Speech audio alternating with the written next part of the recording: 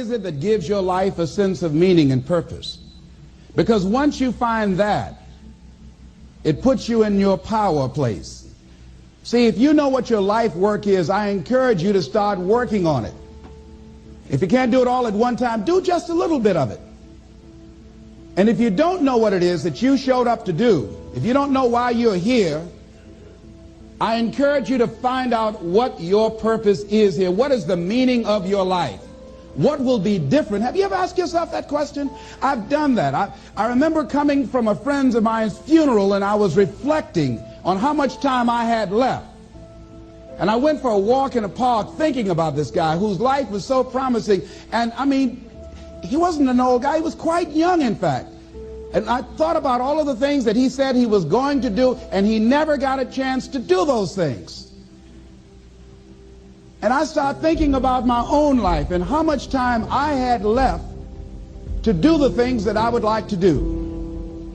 And at that time, I wasn't sure what my life purpose was, what my life's work was. I wasn't sure about it at that time. And I thought about it quite a lot. I had some idea, but I wasn't convinced. That I don't think I felt worthy. I didn't believe that it could be me to do this kind of work that I'm doing right now. And I say to you that if you begin to take a conscious effort to find out what it is that you're supposed to do, I say that it can literally save your life. I said that it can literally save your life. 85% of the American public, according to recent studies, are going to jobs that they hate, working on jobs that do not challenge them.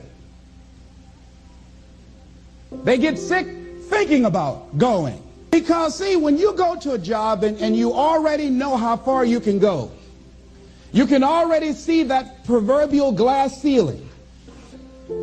See, when you're going someplace and you already know how much you're going to make, you already know how far you can go, you're in a dead-end position. It erodes your self-esteem. It lowers your sense of yourself. It creates an inner turmoil. It creates an emptiness in you.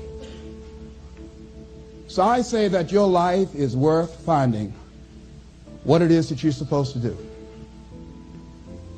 And I'm not saying quit your job. I'm saying find it and do just a little bit of it. Just start working at it just a little bit, but do find out what your work is and hold on to it, and don't let your dream go. Don't let it go. See, and here's something else I want you to begin to look at. Why is it that most people don't pursue their dreams or don't do better than what they're doing if they're capable of doing it? I think that many of us don't go the next step because we don't know what to do yet. And I say that the reason that we don't even explore the possibility of what to do is because subconsciously we don't believe that it can happen for us, and we don't believe that we deserve it. So here's what I'm suggesting. How much time do you spend working on you? How much time do you spend every day working on your dream?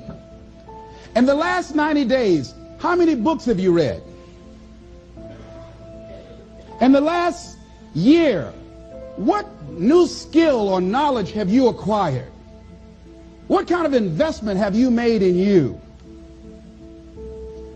So I'm saying that as you begin to look at where you want to go, if you want to make it today, and things are changing so fast you have to literally run to stand still, I'm saying that you've got to make some conscious effort to begin to work to develop you.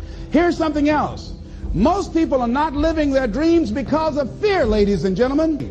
Fear, limited vision, and lack of self-esteem is what keep most people doing things they don't want to do.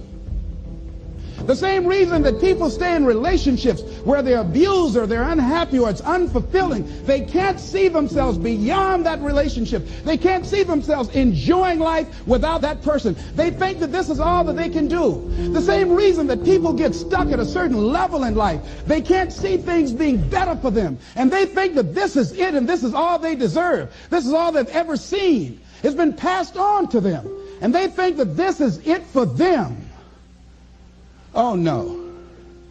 Looking what Dr. Blanton Smiley Blanton, who is a colleague of Dr. Norman Vincent Peale, what he said about fear. He said, fear is the most subtle and destructive of all human diseases. Ladies and gentlemen, fear kills dreams. Fear kills hope. Fear put people in the hospital. Fear can age you. Fear, ladies and gentlemen, can hold you back from doing something that you know within yourself that you're capable of doing, but it will paralyze you. And it seemed like you're in a hypnotic spell. And I ask you a question, what is the benefit? What's the benefit of allowing fear to hold you back? What's the benefit of giving up on yourself, of not stepping out on life and taking life on? What is the benefit for you? What's the plus in that? It's one of the things I had to ask myself. So I didn't want to make any mistakes. I wanted everybody to like me. I wanted to be perfect the first time I did something. It's not going to happen. You're going to make some mistakes. You're going to hurt some folks' feelings. You're going to create some enemies whenever you decide that you want to begin to take life on. You've got to ask yourself, how long am I going to allow this to hold me back? I like what Zig Ziglar says. He said, fear is false evidence appearing real.